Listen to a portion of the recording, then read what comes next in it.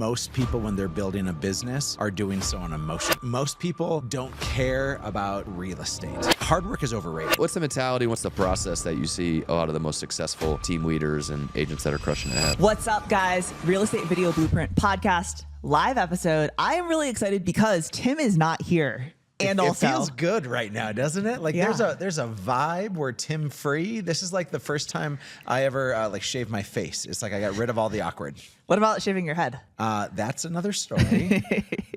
All right, y'all. I am excited, one, obviously, for Tim to not be here. He had to go run an errand. But I am super excited for Erik Hatch to be on the podcast. My favorite story about Erik is at REVB 2024, just a few months ago. Matt Leonetti got sick and he was unable to attend. His pain is my gain. And so at like 2 p.m. on day one, we say, hey, Hatch, would it be a wild ask for you to do an opening keynote tomorrow for like 20, 30 minutes? And like no hesitation, you're like, yeah, I'm in. But what do you want me to talk about? Like, yeah. So I appreciate that. I appreciate you. And I'm excited to dig in with you today. Well, I hope I didn't suck. Like, I know that I deliver more heart stuff than like tactical, do this exact thing in order to grow video and that sort. But like I've had the privilege of growing a big team. I had the privilege of coaching a bunch of people. Yeah. And then I had the privilege of being on the stage, and it was super fun. No, it was cool. It was cool. And I think that you have a conference with your coaching company. So it's like you get it, and you get curating topics and things like that. And it's like, I think that like if you have 8 hours, 2 days in a row of all tactics, like people's minds will just completely explode. So I think having some motivation, some vulnerability, some, of that, and then also having tactics is very helpful. And I think that there were tactics woven in to your talk. Well, if I can deliver well, and it's the same thing I do on social media too. I don't do video on the same kind of level as so many people who are following this do, but I do social media a lot. And I've always been intentional on being hopefully a solid storyteller with layers and layers and layers of vulnerability tied to it, and then some clear calls to action of like lessons learned. And so I was able to hopefully do that. Yeah, I mean, it's the jury's still out on that, but I do appreciate you. Damn it, Tim's back. I do appreciate you. Okay, I want to start out with just some social stuff because I think that you do social very well. I actually tagged you in a REVB Instagram post recently because Trey's thing that he was talking about on stage was like doing the text-based post on Facebook as like kind of a tide riser. So he'll do it before he goes to a community. He'll do it before he makes a video post or different things that he wants people to see because it juices the algorithm. Yeah. And so I feel like you are famous for this, or you do it very well, of like putting very divisive topics, not like who are you voting for in the presidential election, but like divisive topics up on Facebook, and you just get so many freaking comments. It's wild. Do you have like a list of these? Are you asking ChatGPT? Are these coming from your twisted mind? This is all my twisted mind. Yeah. Sometimes I'll copy other people, right? All great things are stolen from others, and I've seen a lot of folks steal my stuff. There's a guy in Milwaukee who posts like 40% of his posts are my stuff. And does he just screenshot your post rather than typing out himself? No. He makes it his own. Okay, and I think that's great. Yeah. The text-based question has been my favorite way to prime the pump. My favorite way to engage in simple conversation is social media for so many people is just like a presentation, and I want to make it a conversation, right? Conversion happens in conversation, and so I have to get people talking. And most people don't care about real estate. I mean, as much as I think everybody cares about real estate when it's personal for them, but most people don't care about my real estate. Yeah. And so I don't. I thank you. Yeah. So I've had to change that and mature that a bit. And so now where I find my conversations going is about, like, I just made a post of what's your 5 favorite sports movies of all time. And as I say that, immediately people are like, well, I have an opinion because I know Major League is the greatest baseball movie of all time and White Men Can't Jump is the greatest basketball movie. Like, people will have opinions on it. And now all of a sudden I've created a community of conversation where other people are presenting, and I don't have to be the one that responds to everything. Of course, if there's no other engagement, I'll respond, but I have a community of followers now in which they like look forward to my daily or my weekly stupid question of the day. Well, and I think that you do a really good job of kind of continuing to prime that conversation of like digging deeper on some things, right? Having people comment more on the comments and creating that conversation around silly topics. And so that was just something I kind of want to kick off on. That's like not video related, but I think is a really good way, again, to kind of prime the algo before you're posting on Facebook or before you're posting something that you want people to see. And now, when you have hundreds of comments on a post that maybe 60% or 70% are other people. You're not doing that much commenting. Like people are arguing, people are making fun of each other. I got friend requests off the last one that I was making fun of you on. I was like, who is this guy? Like, This do is we my really want to be people. friends? Yeah, like they're, you know. But you said there's a controversial, and it's not controversial, but like I will bash candy corn as the world's worst candy, and I will bash coffee for its taste. I've never had a cup in my life. I've had little sips, and it's nasty. And I will bash Star Wars, having never seen any of them. And immediately I can say those things, and it triggers people. But that is a little divisive. But it's not offensive. No, and that's what I'm saying. It's like you're not putting on like who are you voting for in the presidential election, or this is good or this is bad. It's just like, this is my personal opinion, and it's something that I know is going to stir the pot. I love it. You know what I love about it too is that how many times do people come up to you and ask you or talk to you or bring up the things that you post about, like in person? Daily. Right? So here's the funny thing. I started all this off 7 or 8 years ago when I really was intentional on posting about things that where I wanted to be front of mind for people, because I think that mind share leads to market share. And so if you're able to have this great ability to be front of mind for people, and then you sprinkle in real estate in there, right? It plays really well. And so I would talk about bacon, the breakfast food bacon. By the way, we're here in Canada shooting this. I ordered a bacon breakfast sandwich, and it was stinking ham. Yeah. I love Canada. We're in Canada, bro. I love Canada except for their bacon. This is the worst. Do they have American bacon? Or they only have Canadian bacon? I don't even know how they advertise it. Yeah, you just got to order American bacon. Freedom bacon. You know? Freedom bacon? Do you guys carry Freedom bacon? Oh, do you have the Stars and Stripes bacon? That's really good. It actually does kind of look like the stripes, you know? In fact, that's probably going to be my next post is Canadian bacon is god-awful and terrible. And so sorry, But what Canada. about like an Eggs Benedict? I'm down with Eggs Benny. Yeah, but like, you know. That's You're a good place down for the Canadian. hollandaise and the poached egg. Like, Yeah. English muffin. Canadian bacon is good inside of Eggs Benedict, but on its own, it is Well, I'm not a not star eating on a its fucking own. Canadian bacon sandwich. Like, I I'm not did a psychopath. my first morning here, and Yeah. I'm still upset about it. I can tell. And so, as I would post about bacon over and over and over again, all of a sudden I would get bacon as gifts. I did this like free speaking engagement, and they gifted me with a Bacon of the Month Club membership. That's amazing. The gift that just keeps on giving. My wife's family would gift me bacon, bacon scented whatever. Like it was just like, it was inundated. The funny thing is, I like sausage as much as I like bacon, but to be known as the sausage guy is a little bit weird. And so now I was known as the bacon guy, and I'm like, well, how can I become the real estate guy? And it was just such an interesting parallel is you had to make it fun. You couldn't just go with the same kind of approach. And I think that when people are posting, they are just boring the bejesus out of their audiences if they're posting about real estate. And instead, you got to figure out how to be playful and fun with it.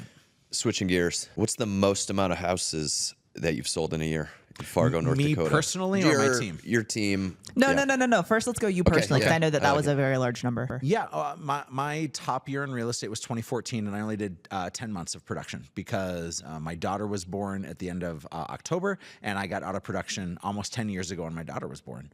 That year, I sold 153 houses myself. In that was Fargo, North Dakota. Yes. There's barely 153 houses in the whole city of Fargo. Tim, you've been to Fargo, and you're doing this. I counted them. You're trying to flex right now and trying to make me look silly, and I don't appreciate it. It's not hard. Okay. Listen, yeah. Also, That's what she said. I'm Okay. trying. So, I actually have to get that loaded up. I have to get the "That's What She Said" button on the pads. 153 houses. My year in my highest year of production. That was 2014. No showing partner, no DocuSign, just a whole lot of tenacity. Now for my team, Back in my day. I walked through the snow to all my listings. Ah, shit, he probably did. You're not Fargo, wrong. yeah. You're not wrong. And then my top year for my team was 2021. We sold 1,024 houses, which It's amazing. Which was pretty fun. Yeah. We had about a 9.5% market share that year. And I bring that up because I think of you. Throw that hair back. He also said the 9.5% market share just to make sure you knew that, like, if you took the amount of homes that they sold I'm and trying multiplied it to trying to help you show with the math. total Yeah. addressable market. Anyways, I'm good. I say that because you have perspective on the operation of a real estate business for real estate agents that I truly get a lot of value from. And so, we love talking about content and Instagram and all the things. I really want to dive into the business of real estate for people, because I think that's where you're very inspirational, mindset, all the other fun stuff. But I think a lot of agents have the wrong mindset around building the business. And, I talk to agents all the time, like they want to grow, but they're scared to hire someone. Like they want to do more, but they fear doing this thing. They want, and so what have you seen agents doing that like, what characteristic is it that they have that sets apart them from, the regular agent, the agent that does 1,000 house team in the middle of nowhere? Not the middle of nowhere. Fargo's great. I love Fargo. It's got a special place in my heart. But like, what's the mentality? What's the process that you see a lot of the most successful team leaders and agents that are crushing it have? I think that most people, when they're building a business, are doing so on emotion. And you get into real estate because you love people, you love sales, you see the financial opportunity that's there, you enjoy the freedom that's there. Those that take that freedom and actually put it to work find great success. Then you're now at this crossroads because you're like, man, I want to get more time and more money. How do I do this? And they're like, well, I think I should start a team. And you guys both laugh because it's the most ironic, stupid idea that most people have is I'm going to get more money and I'm going to get time back in my life when I start a team. That happens in chapter 7 of your team, but chapters 1 through 6 are not the case. Katie, you look like you were going to say something. No, I was going to say, it's just like, the maths, right? And then you actually get into the nitty gritty of it. And you're like, oh, wow, this is way harder than I was expecting. And there's way more nuance to this than I knew. Well, and I don't necessarily think agents, they have the right end goal in mind, like, having a successful team and being able to work on the business, not in the business. But like, all that stuff's great. Like the destination, I believe, is correct. I think the problem is early on, agents think, oh, I need to get more business. And if I start a team, I'll get more business instead of I'm getting too much business and I need to bring on help. They think if they bring on people, it'll help fill the cup. When instead, I believe your cup needs to be overflowing so you can start bringing people on to fill their cup as well. There's a guy named Chris Stewart who is the president of Place and a really brilliant mind. He used to be the CEO of all of Berkshire Hathaway, right? Like just super, super brilliant guy. And he said something to me last summer that just stuck with me. And he said, we often underestimate how much we know and we overestimate how much other people know. That's so true. and that's like the story of starting a team, is when you start a team, you underestimate how much you know as somebody who has gone to bat and has sold so many houses and has seen all the angles. And you overestimate how much these new agents know. And the new agents, they don't know shit about fuck. That's good old. Remind me to put the little explicit on this one. Yes, which I didn't see that coming with Hatch. I didn't think this would be I love Jesus, but I cuss a little. It's okay. I didn't know this would be the E episode. Not just a little. I know the show says a little, but I'll quote Ozark any chance I can get. In that time, if these agents actually, we recognize this person comes in and they don't know anything, absolutely nothing. We have to take this responsibility. Remember, the time that we have is meant to get us more time and to get us more money. That's the purpose of the time that we have. Most people hope and pray that their team is successful. And so they hire a bunch of agents. They give them mediocre leads. They don't train them well enough. They don't hire the right people in the first place. And then they wonder, how did this all come to be a big steaming pile of crap? And what's better about it is when you can take I had the opportunity within Workplace at Real to teach in the Real Academy this last week about how do you sell 1,000 homes working 10 hours a week. And it's going to be like a 3-part series. The very first part that I taught on was the 3 hours a day that you should be doing as a team leader. And it's role play and lead gen and lead follow-up. It's nothing sexy about it. But we have to make sure that those agents actually are doing the work. What people see now for me as a guy who's been out of production for 10 years and has had a big sales team and a coaching company and all of that, what people will see about that is like, well, that guy doesn't know maybe what it takes today. I'm like, yeah, it just takes a lot of hard work is overrated. Focused work, intentional work, repetitive work over and over and over again. I can work hard with a dull axe and I'll never chop something down. But if I have a really, really sharp axe, I don't have to swing as much. I'd rather have my team do that. And most people aren't willing to invest in their team to do that because they're so busy chasing other things. They're chasing their own personal production. They're chasing their own freedom of life and time that they're looking for. And you just have to make sure that you spend the time in the trenches with your team in order to actually move yourself out. And most people move out way too quickly. And for some context for the audience, you, in my opinion, are one of the pioneers of the showing partner model. Mm-hmm. And there's a lot of benefits, I think, to the showing partner model, which you explain far better than I do, so I'm not going to go down that rabbit hole. But one of the outcomes of it, I don't think it's the intention of it, but one of the outcomes of it is actually a much more profitable way to run a team. And with all of the changes coming, I think that commissions are going to get compressed. Yeah. I we talk to different people. Some people tell like, oh, this is actually just makes things the same. Like, how do you know?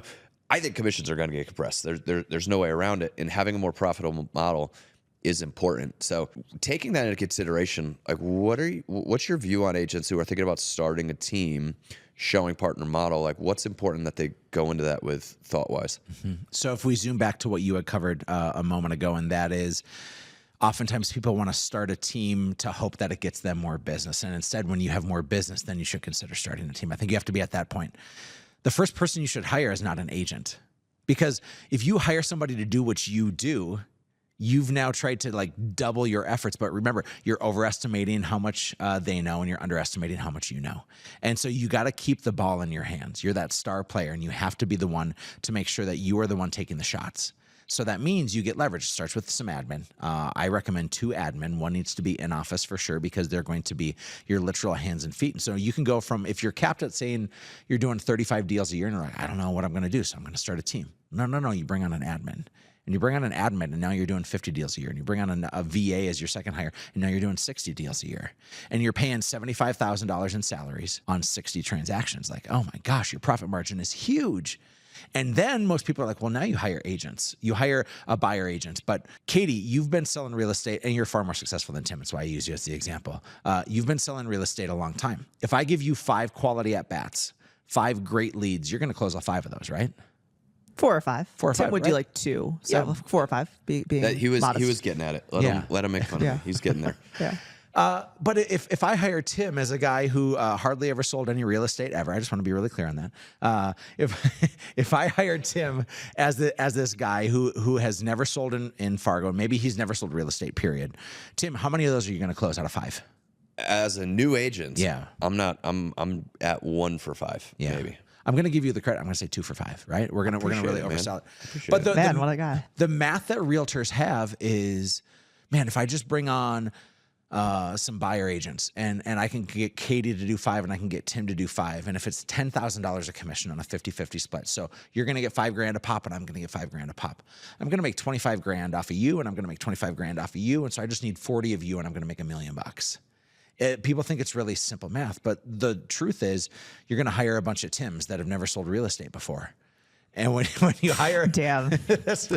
That was this one, that was an impactful statement, and then you just fucking brought it back to I know that was good because of the implementation. Like it was right in the middle of it, and it wasn't expected. It was great. Good stuff. Proof Good over stuff. promise, right? Proof over promise.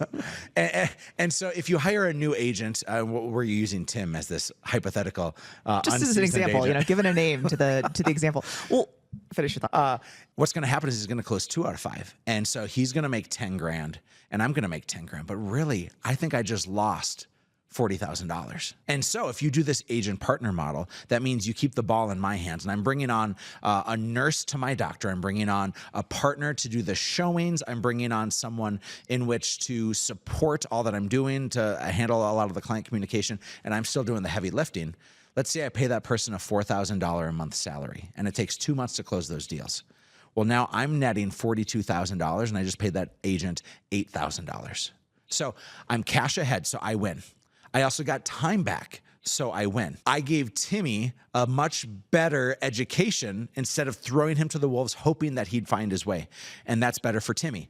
And then the client wins because they get 2 for the price of 1 as well. It's the literal win-win-win that isn't talked about enough in this industry. The thing, too, about the starting of the team and saying, okay, 5 deals equals $1 million over how many of our agents is the amount of time at 5 agents or 10 agents is so significant, right? The amount of God minutes, the amount of, hey, can you help me with this? And so if you're keeping all of that heavy lifting, as you said, in your court, where you're doing the negotiations or you're coaching them through it, but you're making the lion's share of the money, it just makes significant more sense. Our agents aren't losing right now because they don't know how to show a house. Yeah. They don't know how to have a healthy conversation about getting somebody to make a realistic offer. And they don't know how to navigate through another multiple offer negotiation. And they don't really know the nuances of a 2-1 buy down. And they don't understand what that other agent is bringing to the table because they've done 12 deals with them before. And so when you can put that control back into your hands, you literally get more time and you get more money. And the thing that burns people out from running teams is mediocre people with mediocre results, because both those things take so much more time than great people with great results. Great people with great results is easy, but so many people don't want to go the route to actually get there. I love what you said about we underestimate how much we know and we overestimate how much they know. I think that's a statement that I've run into a lot in my experience, and it's really good. The other thing is that I like talking about this model, but I do want to get to hiring. I do want to get to thoughts around building a profitable business and all that other fun stuff. But I love this for the people you bring on, because there's so many great people out there that could make great agents that can't afford to take this massive risk where whatever percentage of people fail, and even if you do succeed, you're probably not going to get paid for 6 months, right? Like, it's such a big, and being able to give somebody a salary is just an amazing weight off their shoulders, and it opens up your talent pool for bringing people on a ton more. So I don't just love it for the team leader. I love it for the whole organization, because when it's well executed, because people will say, oh, I tried this and it didn't work. Yeah, because you made a bad hire and you weren't a great trainer. Yeah. Yeah. But when it works and you have people doing the things that they are best at, the client wins, the team wins, everybody wins. And so I really love that model. So there's an agent who used to be on my team. His name's Tyler. And Tyler he was working 3 jobs. He was coaching, he had a night job, and he was a paraprofessional during the day. So he was doing everything he could, making probably $30,000 a year. We offered him a position as a showing partner. So he came on board making $30,000 a year, and then you get commission when you perform and you do well. And so his first year he made like $50,000 or $60,000, which is great, doubled his pay. But this guy is hungry and tenacious, and we require in our world that everything is earned and nothing is given. And so that means he had to earn his spot to be an agent, to be a buyer agent or a listing agent on our team. And sure enough, he earned that after 2 years. He showed that he could feed himself. He showed massive competency in the role. Fast forward 2 years later, and Tyler's selling 100 homes a year. He went from a guy making $30,000 a year. And remember, I live in Fargo, North Dakota, where our average sales price is $310,000. He went from a guy making $30,000 a year to he made $500,000 with zero expense risk in his life. Do you know how many teams actually make $500,000? Not I'm guessing with 1.5 million realtors and over 30,000 teams, I'm guessing it's under 1,000 teams that make $1 million or even $500,000. And Tyler, an agent with zero financial risk at what he was doing, made $500,000 as it. And the way that happened is we gave him his MBA in real estate starting as an agent partner. He learned everything, and he couldn't have ever done it ever in the history of evers unless we gave him that salary. And most people don't have that financial capacity. They don't have, whether it be the balls or the safety net or the sugar mama or the trust fund or the willingness to work 3 part-time jobs in order to make it happen. So what advice would you give to that agent? So say that's me, right? Say I sold that amount of homes, 100 homes this year, and I need to do something to better leverage my time, blah, blah, blah, whatever. Yeah. Have an admin, and I now want to hire a showing partner. But like, for so many people, they have that mental block of spending that money. What advice would you give on that? Because I mean, I'm sure you hear it. It's an objection that comes up all the time. Very much so. People are emotional with this again. And so we have to take the emotion and we have to put some logic around it. Most of us move the goalposts in our world. We say, once I make $100,000, then I'm going to hire an admin. Well, you make $100,000 and you're still scared to death. And then you say, okay, well, like 150. Maybe it's 150. And then you get to 150 and you're like, well, it's like my wife and I literally had this conversation 2 days ago that we just keep moving the goalposts in our life. And so you have to determine what is it you're actually, your yes when. Yes, I'm going to hire an admin when this happens. And you put it in writing and you tell it to other people. And so if financially, I require anybody that I coach, and I mean, as much as I can require them, like you got to have 4 months in reserves in order to make any new financial moves. And so if you have 4 months in reserves for personal and professional life, you have money to risk and to play with and to grow. And so that means you have to both operate on a budget and you have to make conscious decisions on how to control your money and your choices. Take the emotion out of it, because we are so emotionally fueled and it leads us to getting ourselves caught in a corner. Yeah, I love that. I'm in the process of potentially hiring someone soon, right?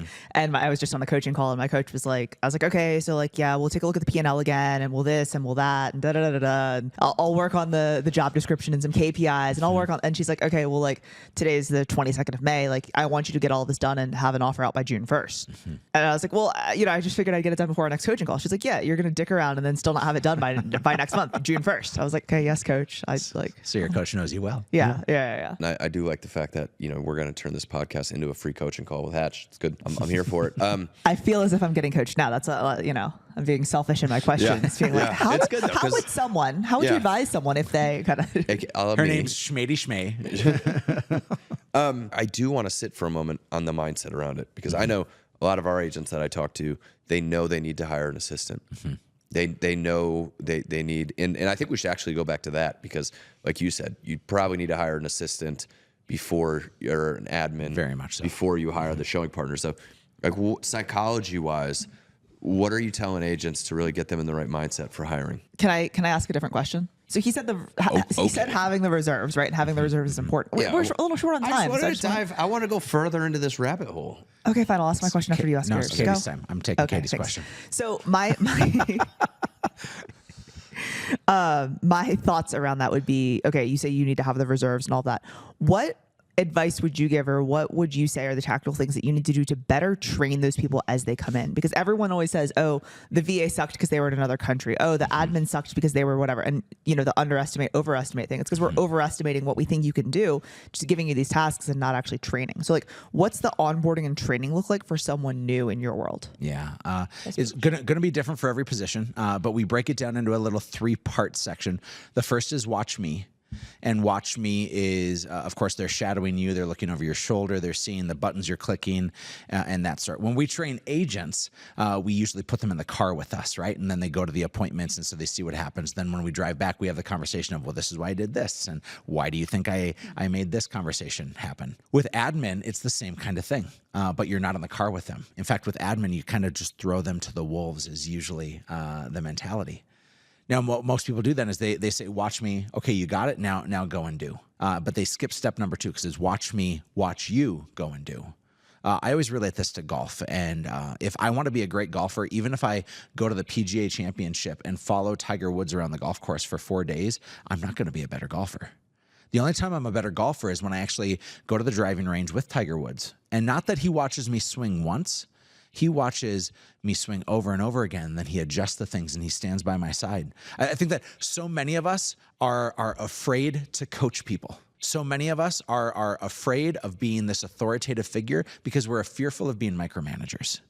And so what I would challenge us all to do is to understand that our silence is agreement. And if they are ever misaligned in that watch you portion where you're watching their moves, we have to speak up immediately and adjust. Like Tiger Woods would adjust my golf swing, and he would adjust my grip and my follow through and all the aforementioned, so that I can actually get better at golf. It's all in the nuance, and it's all in us not being silence leaders. I think the other thing, in addition to that, is that a lot of people, in underestimating their own skills and in their own limiting beliefs, like don't want to do more training because they're like, oh no, like they get it, and like what do I know, kind of thing, right? And if you're at that point where you're in your business, where you're hiring more people and you're growing this organization and growing, your group, like you need to have strong opinions and the way we do things. Well, also like how I think you get better at doing things by coaching. So, I think if I'm good at doing video and then I take what I've learned and I start, helping another agent do it, I actually get better too. Yeah. And I think that we forget that. We're like, I can't help, like my life is in shambles. How can I help somebody else's life? But you don't understand that by helping other people, it helps yourself become better at the thing that you're training on as well. Tim, Alice is 9. Is that right? Yeah. Okay. When Alice is 15, she's going to learn to drive, right? No. Okay. But yeah, I respect that choice. I'm guessing from the time she's 13 to 15, she's going to be paying attention to what you and Pawn are doing behind the wheel. Right? Yeah, She's going to be watching intently, knowing that it's about her time to get in. What you're not going to do as a parent is you're not going to say once she's 15 and she gets her driver's permit, like, all right, honey, you got this. yeah. And instead, you're going to wish and pray that you have a steering wheel in the passenger seat and your own brake in order to try to protect that. Now, you're going to start off easy, and then you're going to gradually move your way to 25 miles an hour, to then 40 miles an hour, to then highway and interstate time. And you walk yourself through the harder and the harder. And until she shows massive competency, she's not getting out of the car, or you're not getting out of the car. We have to treat our hires the same way. 40 hours of training time for 40 hours a week back in your life. I think a great admin takes a minimum amount of 40 hours. Now, this is going to be different for every position and depends on who's doing the training and their level of competency with it.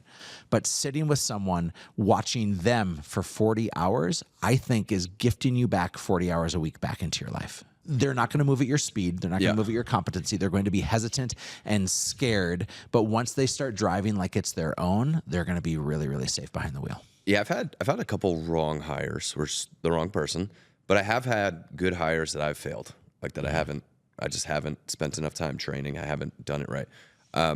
So I definitely see that. How do you know if you've hired the wrong person? I've hired some people that started right and then turned wrong. I've hired some people that started wrong and we kept them around for too long. And I've hired between agents and admin probably 150 people. It's been a lot over the last number of years. When you know you hire somebody wrong, I heard this just a couple of days ago, is when you lose faith in them or they lose faith in you. And there are telltale signs. And I think that if I had hired Katie and I felt like I was losing faith in her, I would get really clear on how we win the next day. Here are the things we have to do. Here's what you need to come in prepared to do.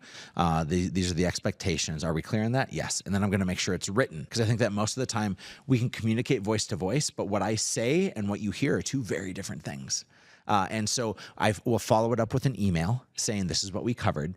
And if it's not one the next day, oh my gosh, if you're on trial and you can't perform, how are you ever going to perform when nobody's watching? I love the faith thing, because that's so true, in that I've had people stay around just because they were good at a portion of the job. Mm-hmm. But then, we would need to get something done, and Pawn would be like, Tim, why are you doing that? Why didn't you have so-and-so do that?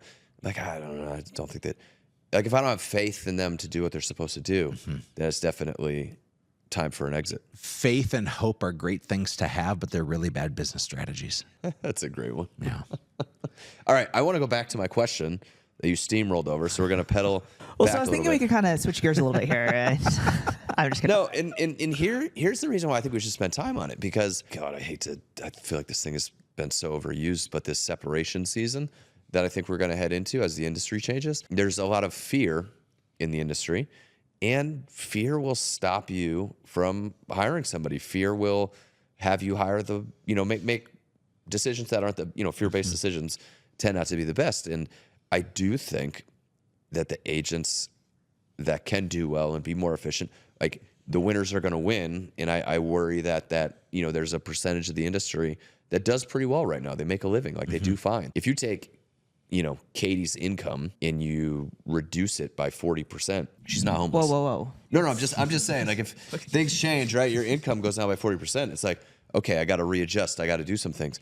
But if you take most of the agents in the industry and reduce their income by 30, 40%, They're done. Mm-hmm. And so that fear is going to stop them from doing a lot of things. So that's why I do want to spend a little bit of time here on working through that, to make sure that, one, you take the steps you need to, but two, that you take them correctly. I would say if we're speaking to people who are at the place where they're debating on making a hire, which means they're running a fairly good business. If you're an agent and you can't seem to make it right now, if you lost 40% of your income and it's going to bankrupt you or put you out of life, this next part of the conversation is probably not for you. But if you're somebody who is at this place and space where it's like, I'm doing okay, but how do I get myself from okay to great? Caveat. Yes, caveat away. I think there's people, I think most agents that are doing pretty well, making 150,000 GCI, 200,000 GCI a year, should be living in a way that they can take a 30 to 40% hit. Yeah. I think that's a separate conversation. It's a very separate But conversation. I do think that there's plenty of people that couldn't take a 40% hit, but it's not necessarily the business problem. That's yeah. Thank you, Dave Ramsey. I appreciate that. All right. So if you're in this position where you're wondering, what do I do? There's 3 ways to make more money. You sell more, you spend less, and you find efficiencies. That's it. That's the only way. So selling more is a transaction count piece. If you are at this position where you're like, well, I'm doing 40 deals right now, how do I go to 50? Well, that's a leverage piece. And so if you want to sell more, it's bringing on admin support, and then it's bringing on VA support, and then it's bringing on an agent partner if you're going to do it the right way. And by the way, I wrote a book about this called The Perfect Real Estate Agent Blueprint. So if you go to Instagram, Real quick. We we are have a commercial? 37 minutes in. That's how long it took, Hatch. I honestly, I owe Tim money because I thought it was going to be mentioned in the first, not even 37, first 3 minutes. Oh, that's so good. And it wasn't. I can't So- give this away for free. Is that what you're telling me? You guys are bastards. I love you. So if you go and message me on Instagram, I'm at Real Erik Hatch. That's Eric with a K. And then DM me the word blueprint. You'll get a copy of the book for free. You just pay shipping and handling. So I talk about this in the book about how to hire and how to get this layered and done right. And so if you're at that position in which you're financially trying to make the right move for you and you want to sell more houses, it's a leverage piece. If it's not a leverage piece, you got to figure out where to go and get more leads from. And if that's where you're sitting at, I can point you in the right direction, but I can always tell you that REVB is all about business earned, not business bought. And business earned is always better than business bought. So please stay away from spending your way to the top and find a way to earn your way to the top. So the first is sell more. Second is to spend less. That's what my friend Dave Ramsey, Tim said here. And spending less has to be cutting out those expenses where if you hold your money accountable, you should have at least a 3-to-1 return on your investment for anything you're buying. Any lead source, any office space. I think office space, I could go on a tangent on how overextended people are by funding so many big office spaces. My office space was $20,000 a month, and I owned the building. And all of a sudden, my business changed. I'm like, well, this is just the most vacant, sad place I've ever been. And it was a financial irresponsibility. Well, and those are obviously really big items to see. I'm spending $20,000, but what I think is the bigger thing is exporting all of your transactions and sorting them by vendor and seeing all of those $20 a month charges and $50 a month charges that you kind of forget about. We do that like quarterly and go through, and we've saved a shit ton of money just by cutting out the little stuff. Well, and I'd like your take on this. Because I tell our agents always to lead with revenue. So, hey, should I hire somebody? How am I going to pay them? And it's like, make the money that you need, whether it's 4 months or 3 months of paying them, have that in the bank, have it allocated for that. And it's there. So that's not for a vacation. That's not for whatever. Like that is allocated for your hire. And you have 3 months of pay. And if it works out, great, you keep paying them. If it doesn't, you take the loss and you keep moving on. But I think leading with revenue is the thing where people are hoping they're spending, hoping it'll solve their revenue problem. Yeah, spending your way to the top is one of the biggest sins that happens in this industry, is that people think that they need to buy their way in. And again, business earned is so much better than business bought. One of the things you can do, Katie, to what you alluded to, is to cancel your credit card, not by canceling it, but by reporting it stolen and saying, hey, I lost my credit card or it's stolen. And immediately those numbers are wiped out. Every vendor that you're paying a monthly for, they have to come back knocking in order for you to actually choose to re-engage in that. So little hack there.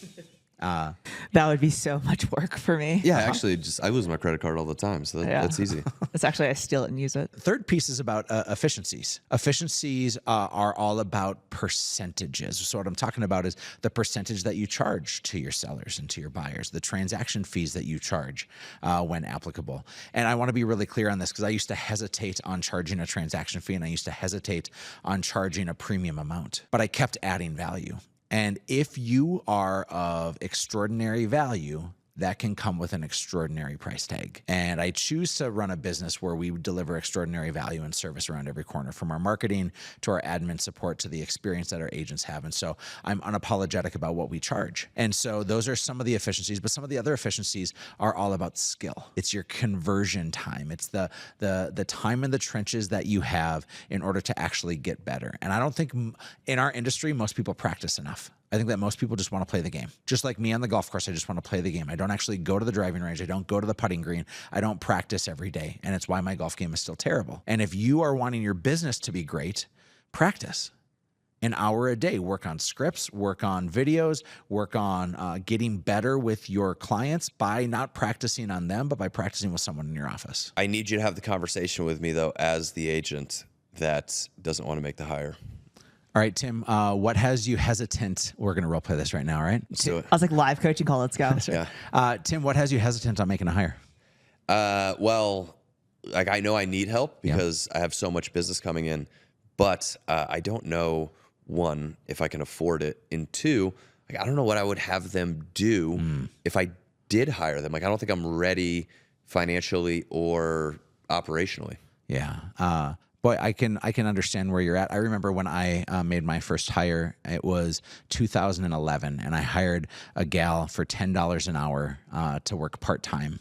And in total, it was going to be like $1,000 a month. And I'm like, how am I ever going to pay this? Do you feel that same thing, Tim? Do you feel like, how am I ever going to pay this? Whether it's $1,000 or $5,000, like it just feels like a scary number?